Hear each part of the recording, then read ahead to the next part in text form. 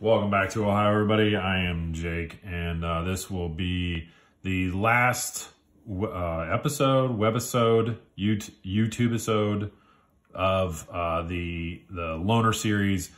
These knives all came from came from Shredder Knife Reviews. We started a fun little pass around, whatever, just guys, channels talking to each other. I jokingly called it the BPEX pass around. We're just kind of smaller guys, smaller channels, and help each other out. So Shredder Knife Reviews, look, I love what they're doing over there. Ezekiel and his dad and his mom get into it, and they do the Mondays with Mama, which I find to be very, very cool. They talk about the community. I will certainly link them down below, as I should have done in several other videos as well. They have a really fun approach to knife reviews and the community in general.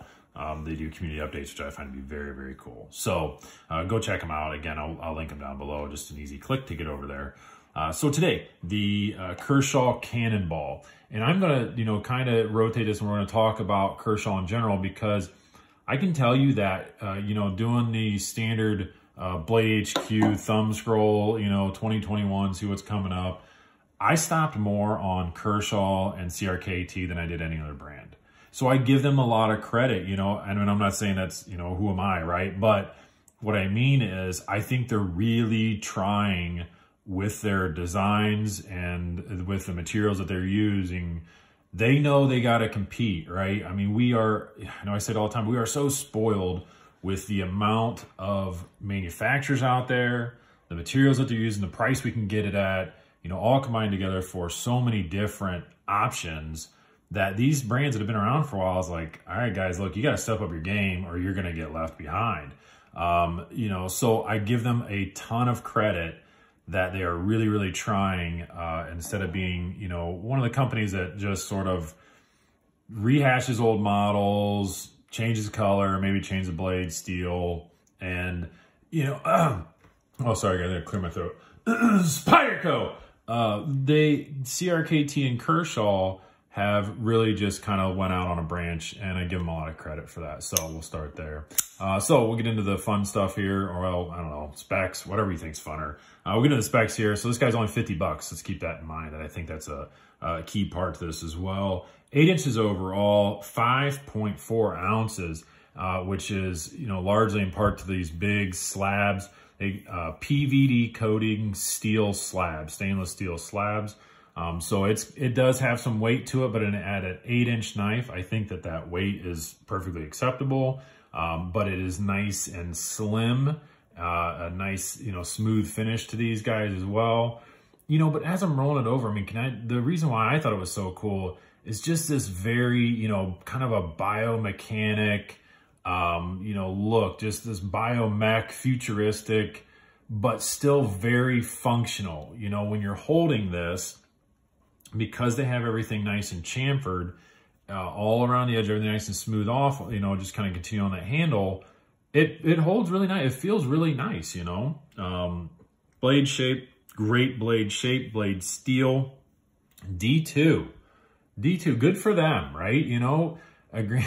It might be a little behind. I get it. We as a society have this wonderful, might not be to them, but we have more power than what we ever have through YouTube, social media in general, where if we just even voice our opinion loud enough, we don't even have to actually buy the stuff. But if we say we want more, well, they're going to have to listen, or they're going to get left behind the times. And we've said so many times, I think it's still a consensus. Like, look, ACR, even though they're still producing 8CR needs to get left behind. Let's at least go to Sandvik or D2. Other companies have started at D2. It seems like they're just moving into it. But whatever, right? I'm not knocking them for that. I think D2 is a great steel. And for them to keep it at 50 bucks, I think that's a fantastic price, and a great steel for that price. So D2 steel, PVD coating, stainless steel handle. So the ergonomics of it, look, it lays right in there. I can grip it easily. That pocket clip, which is nice. I really like the pocket clip. It could have been a little, it's a little wide, but it's not, look, it's not the Buck 110 Slim Select wide, is it? It's nice and deep carry. It's not too obtrusive. You know, I talked about before about how the clip really should be, you know, about half of the length of the handle, in my opinion. I think it just makes it look a little better, and they certainly did that. Covers up, lays over top of the last bit of that lock bar. The lock bar certainly doesn't get in your way because, as you guys can see, if you haven't noticed, spring assisted. Now look, I put it out there before and I can still say it again. I'm not a fan of spring assisted stuff. And the only reason why, you know, it's just my lifestyle that I've said before. I have to go into, for my job, I have to go into schools, offices, and to have a knife that A, comes out so fast, it's a little aggressive, B, has that very noticeable clank sound so you know I'm taking a knife out, or at least you know something's happening, you look my way.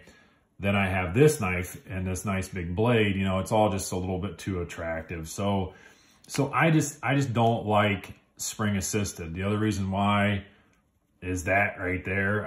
I don't know. I like to be able to just easily close it instead of having to snap shut. Now again, that's not a knock against spring assist.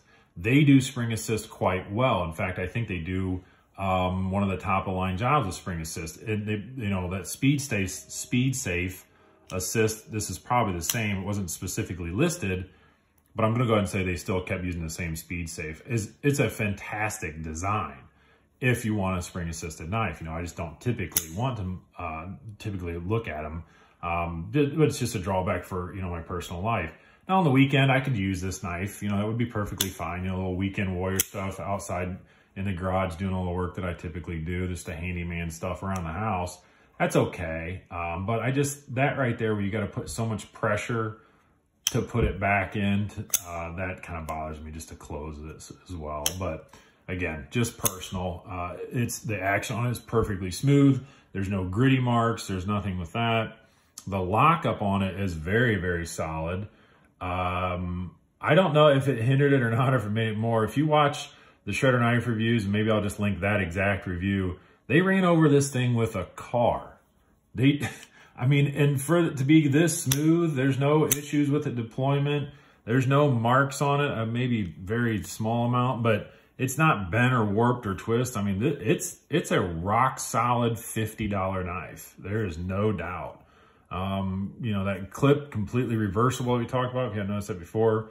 Good lanyard hole if you want to do that. Honestly, overall, I think I commend Kershaw. If this was non-assist, if you could, you know, de-assist this knife and still just use it, I might actually look more into this. I think it's very, very cool. So give them some credit. Let's put out some comparisons, and we'll move on with our day. So I think a bigger worker knife, we'll talk about those guys.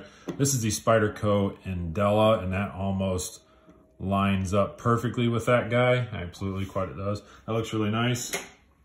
Another always common work knife, the Rat 1, a little bigger, but this guy's quite a bit thicker as well than that, so that's a little bit different. Let's see, what else we're gonna put? Get rid of this Spyderco and put out another Spyderco. My favorite, Tenacious.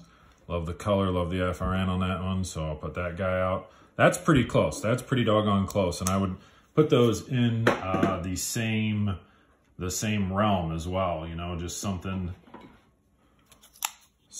that is used, you know, on the weekends or whatever. Just a nice big heavy work knife. And again, I'm not saying it's overly big. 5.4 ounces and 8 inches. That's all quite right, you know. But again, sits a niche. It fits in its own niche, and I think it's kind of designed to go with these type of knives.